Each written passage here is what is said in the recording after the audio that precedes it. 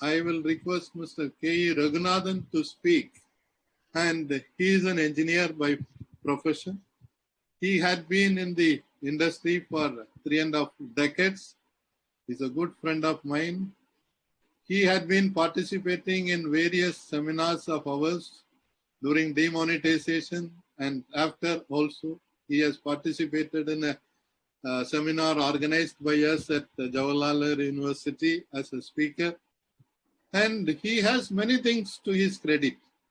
Now he has brought in 40 industry associations together to work in coordination to support the MSMEs. And he is the convener of that. And it is called the Confederation of Indian Associations. And he has also started an app some time back when it was inaugurated. I myself and Mr. M.G. Devasayam had been there for that function. D for you, where any entrepreneur can just join that app. He can put in his demand for people, job seekers, and similarly job seekers can also apply through that. And he has been a pioneer in the solar industry, which has been neglected, and the government support, whatever they talk, it does not reach, and solar industry is really actually in crisis, except probably Adani's solar enterprises are successfully running.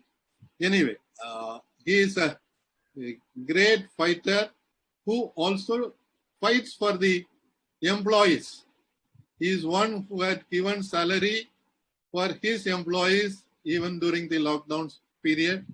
And he is a voice for the small and micro enterprises also, as well as he always fights for the rights of the workers and what care has to be taken for the workers. So I am really happy that we could have him in this discussion.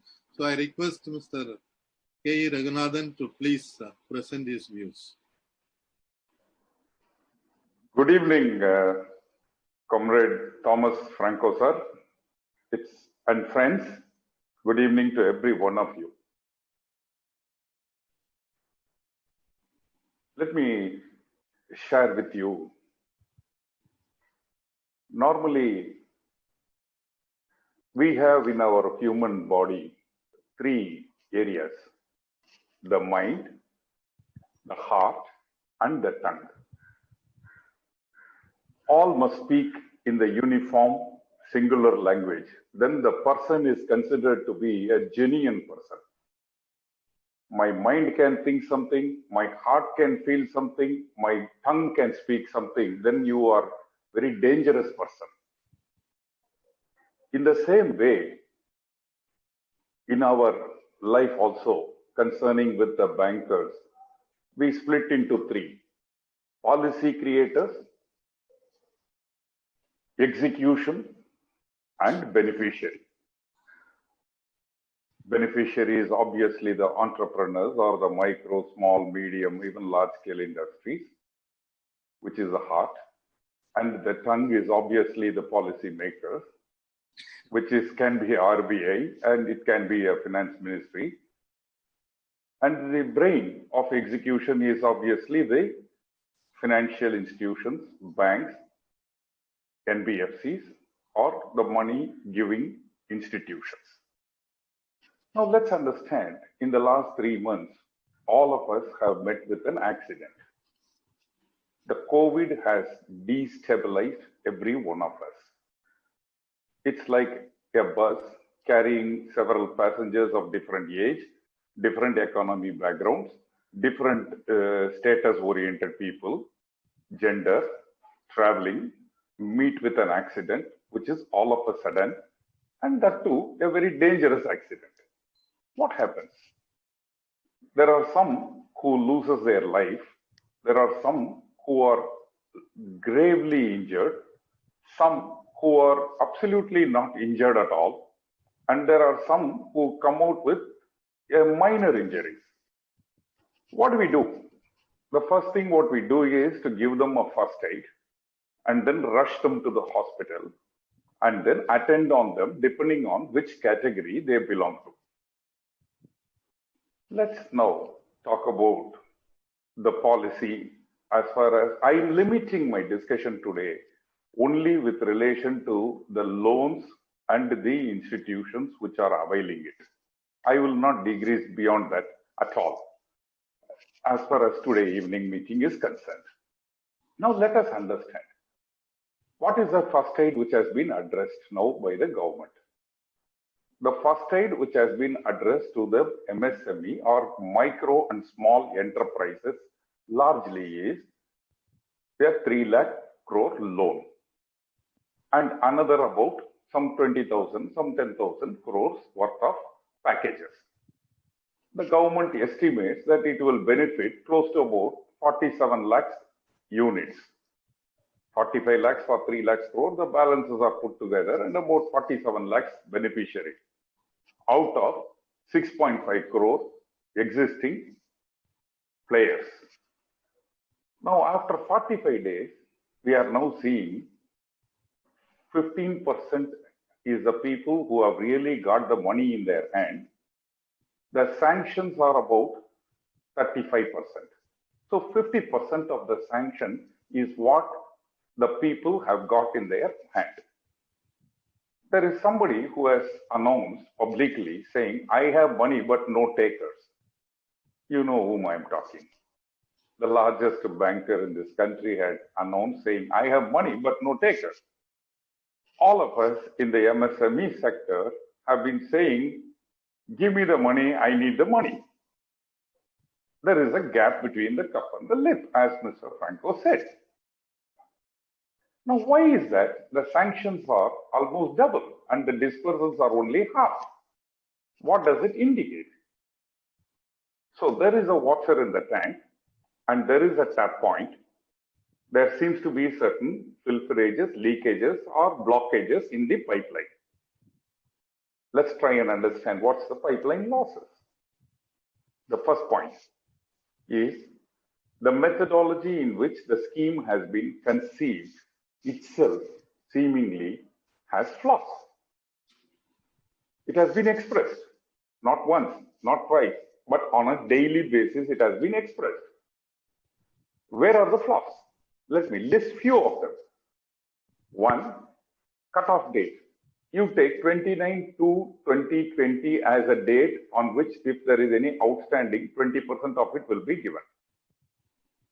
Any entrepreneur, you ask him, on the last day of the month, we always keep the maximum money available in our account so that we are able to meet the first week commitment.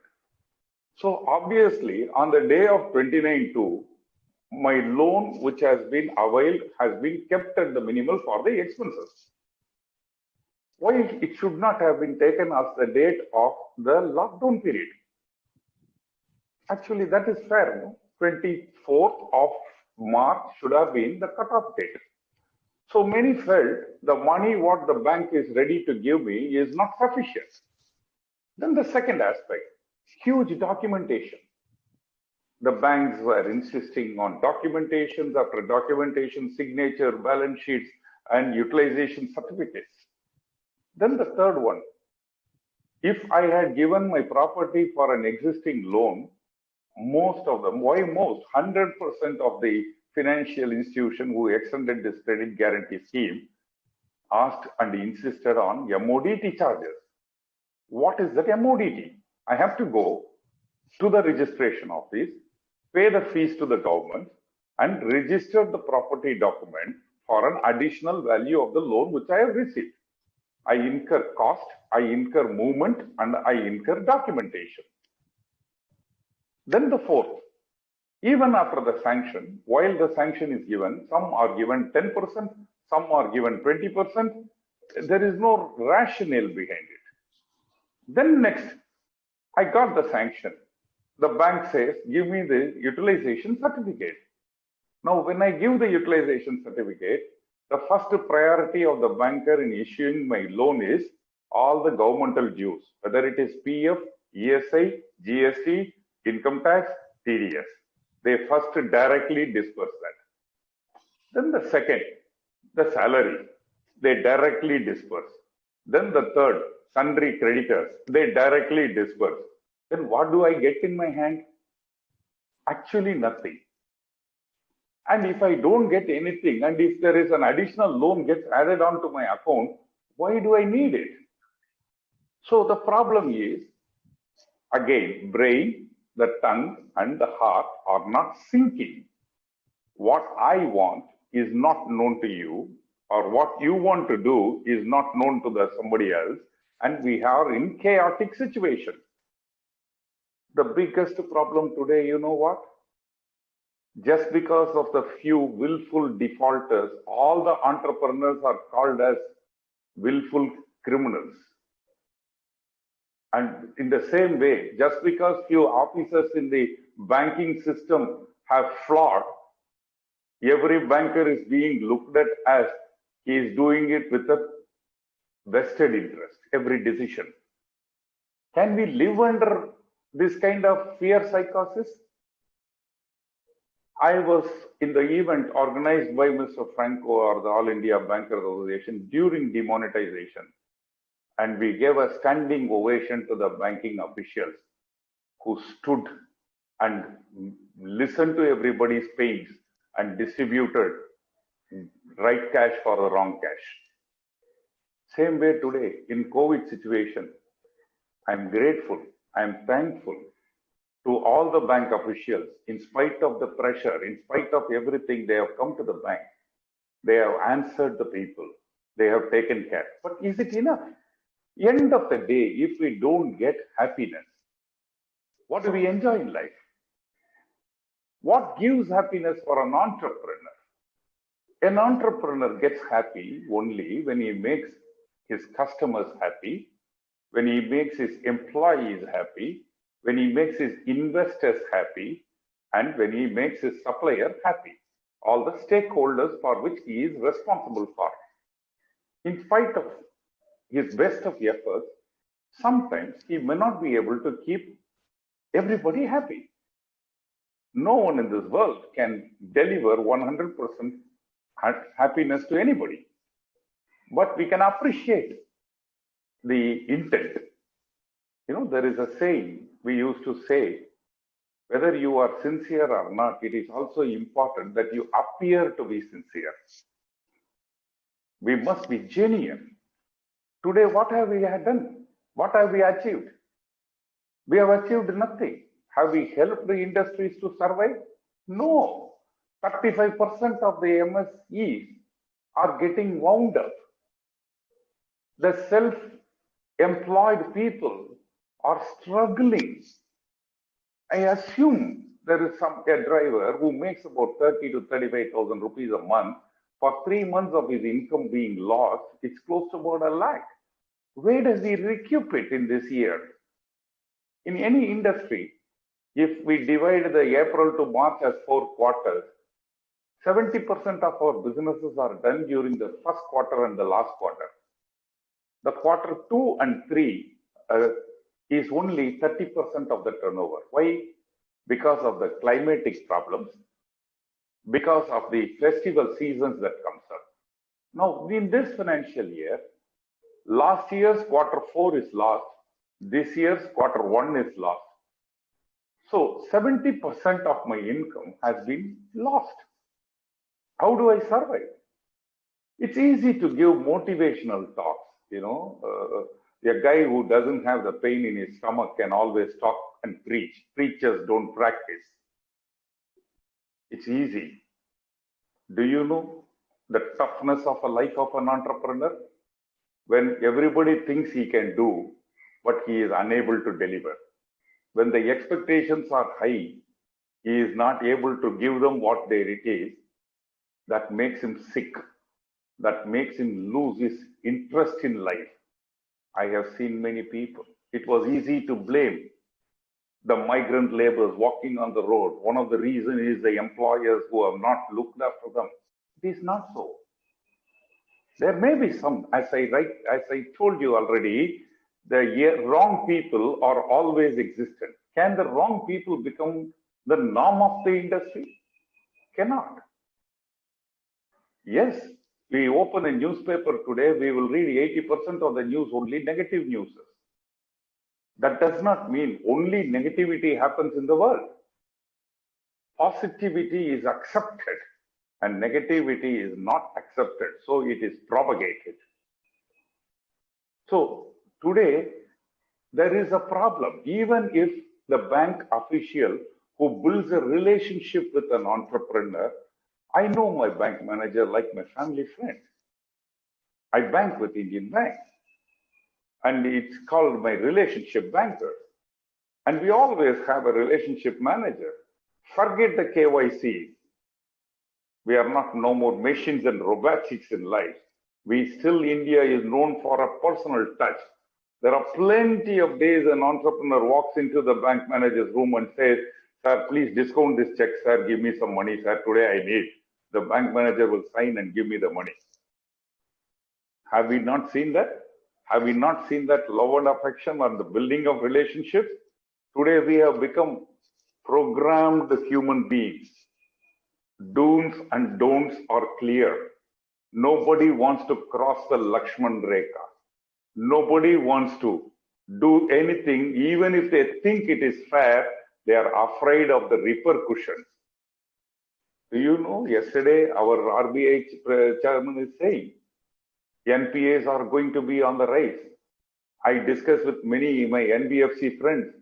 Today you open a newspaper, you see only auction sale notices of home loan takers. We are going to see this very common. There are two things which we are seeing it as a very common in a newspaper. One is the column of obituary is becoming from 20, 30 people to a full page material now. Same way, the columns of auction sale notice, possession notice, recovery notices are occupying newspaper. Both of them are not good. It is very important. Sometimes do what your conviction is.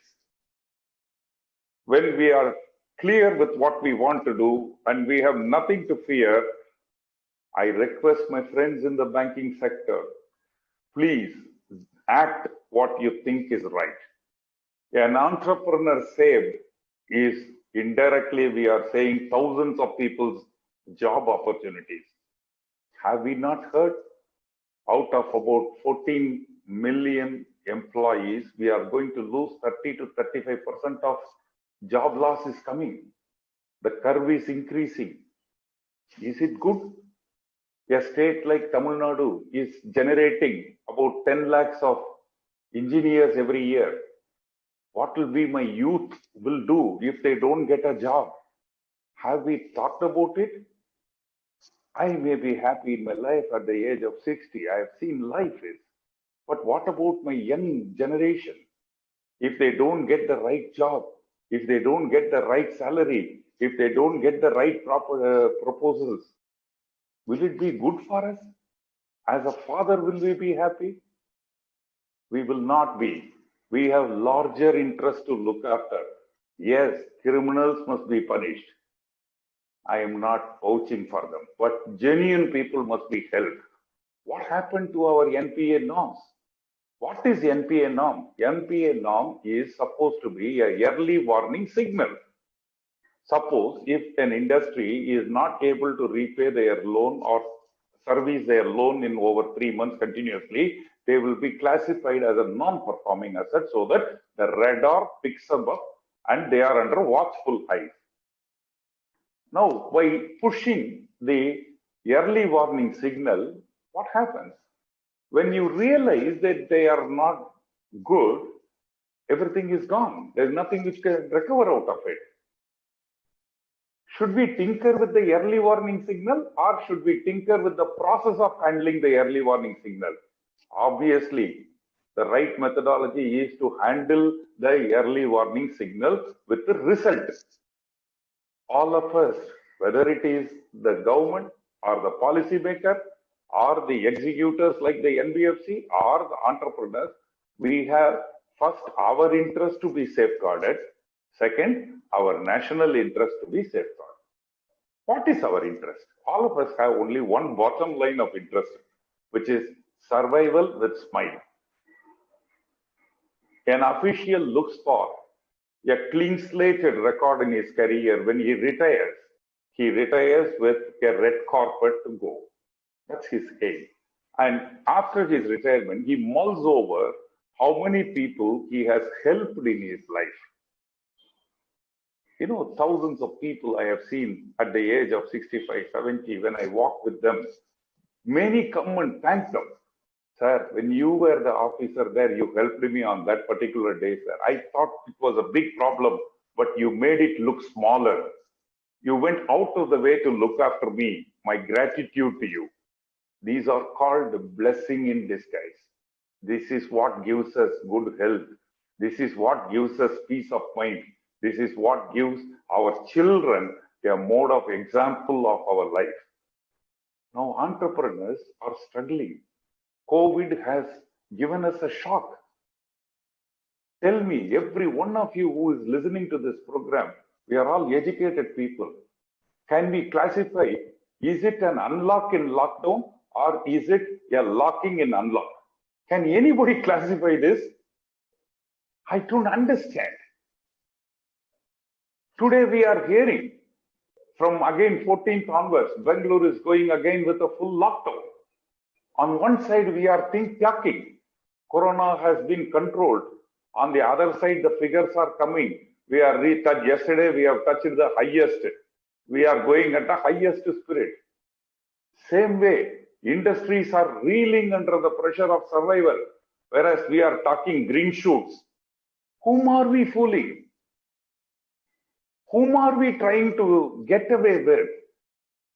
Don't we know our own finger is poking our eyes? The tear belongs to us. Instead of wiping the tears of each other's empathy, we are just talking something which we are illusioned about. Can ever be found a solution if we are illusioned?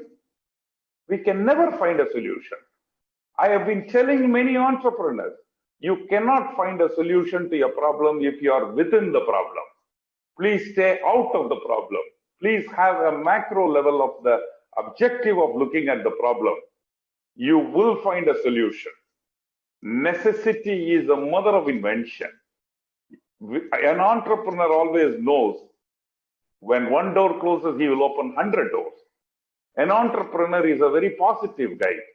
For example, take me. If I wind up my company, what do I do next? I'll open another company. An entrepreneur is born. An entrepreneur has to reborn with another business activity. Allow him to resurface. Allow him to redo his mistakes. Allow him to recover from his shocks. Look at it in a pragmatic way. Problems can be discussed. You know, many problems. I can keep on commenting. I can keep on criticizing. I can keep on blaming. But that doesn't lead us anywhere. What leads us is togetherness, holding hands, with a vengeance to fight back our life, with a vengeance to recover our losses in a shortest period of time. How many of you know? I now represent organizations. I speak to them, many people every day. How many of you know? We are all thinking that it might take minimum third quarter of 2021 for us to see the light of the day. How many of you know the women entrepreneurs are feeling totally neglected now? How many of you know 80% of startup enterprises in the last 3 years are perishing now because they don't know where to go? They are budding people. A guy like me who has spent 3.5 decades in running an industry has seen 3 times bankruptcies. So we are seasoned, we are experienced, we can manage, we can survive, we have savings. But what about a guy who has just started his life into the entrepreneurship? Can we administer a same medicine to everybody? Can only be first aid is enough for a seriously injured person? If a patient is dead, can't we at least recover his organs and give help to somebody else? We got to be very clear. We have to act fast, we have to think right, and we have to have intention right. My friends, I'm sure we have great people in this forum. Mr. Edilarasu, Aru, Pavan, all of them are great guys I have known. They do a great service to the society. I could see the list of listeners. most of them are wonderful people I have seen giving thousands and thousands of jobs. Today, the word MSME under the new classification has changed. Do you find it necessity now to change the reclassification? I don't find it. It is like when the accident happens, instead of attending to the patients, the group of people sit and discuss why the accident happened, what we can do to prevent it, next time what should be the road mechanism to be, discussing about how to prevent much more than how to recover from the people who are suffering from the accident. Reclassification has today enabled accepting 5,000 companies. All other companies are today in this country coming under MSME. It is no more, MSME is no more a necessity to classify. It should be the other 5,000 companies which should be classified as a corporates. Rest all fall under MSME only. So earlier classification, medium has become small, small has become micro, micro earlier scheme is now left for don't know where. It's painful. Actually speaking, all of us have been requesting for the reclassification for more than 5 to 7 years. But what was surprising was the timing and the methodology.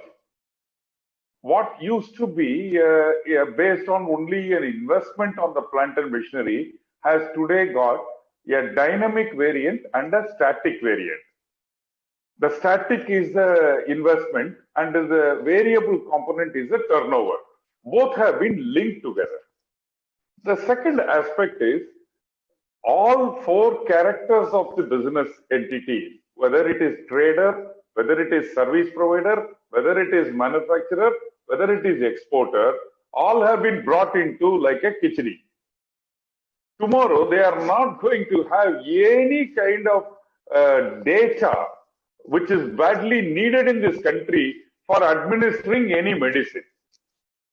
Today, the micro industries, which has been classified with an investment up to 1 crore and turnover up to 5 crore, has almost 95% of the industry is falling into it. The medium scale industry, which is 50 crore investment and 250 crore turnover, is a huge level of bringing without export turnover included in it. I think we need to have a separate ministry now for micro and small enterprises separately. We cannot be calling it as an MSME hereafter. The second question is, what is the hidden agenda? Now, either you knowingly fault or you unknowingly fault. The benefit of the doubt is given first, that there is an unknowingly fault. But it is not true, no? Finance Minister said for the medium scale industry turnover must be 100 crore. Suddenly, the announcement came after the Prime Minister meeting with Mr. Nitin Gadkari that the turnover limit is 250 crore. So obviously, there is something which is happening. We are yet to see the data. So far, we know even today in MSME portal, the number of industries coming under MSME is supposed to be 4.5 crore. Whether it is a true figure, whether it is an old figure, we don't know. I take the same extension for how this can be misused. Now, we have opened up 9 sectors which are very crucial sector for foreign direct investment up to 75%. Take, for example, defense. Up to 75% foreign direct investment can come. Normally, in any such contract, there is a provision for procurement, mandatory procurement of 25% from MSME unit. Now, what will happen is, if a company like Rafael comes into India, sets up a 75% owned by them and 25% owned by their financial arm as a stakeholder, sets up the company and sets up number of satellite MSMEs, which again held by them, 75% by them and 25% by the shadow investor. The technology will never be passed on within India. Orders will be taken by them, profits will be exited by them, and the technology will not percolate. So we need to see how they are going to classify them.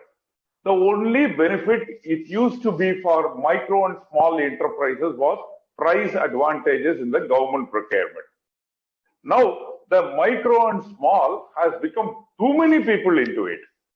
Who will get the benefit? A guy with a 50 lakhs turnover a year will be competing with a 50 crore turnover a year under the same price advantage scheme.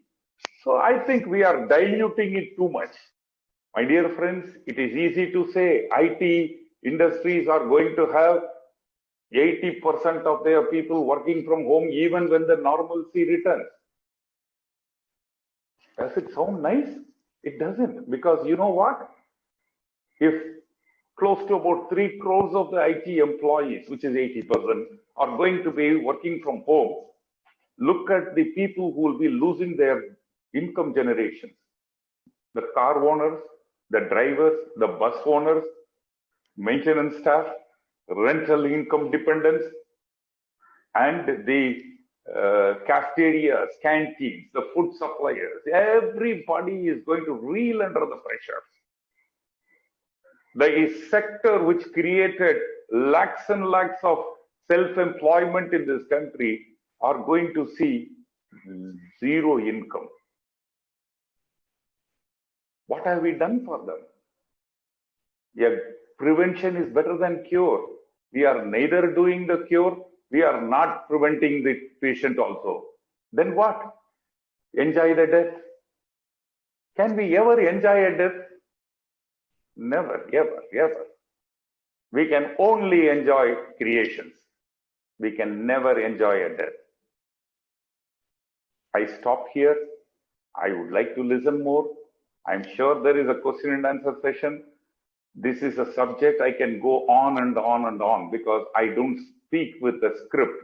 I speak from here. And what I speak from here is what I think here. And what these two tell me is what my tongue is speaking. I liberate myself. I hone myself.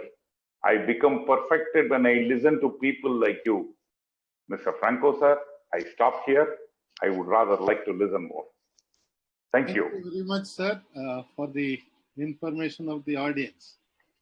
Mr. Raghunathan, as he rightly pointed out, he talks from his heart, and he studies. Actually, after this COVID-19 situation, he has conducted various studies online where the participants' numbers were 40,000, 50,000 people were giving response on what is the condition. Only on that basis, he has stated that 35% of the MSMEs are going to be wound up.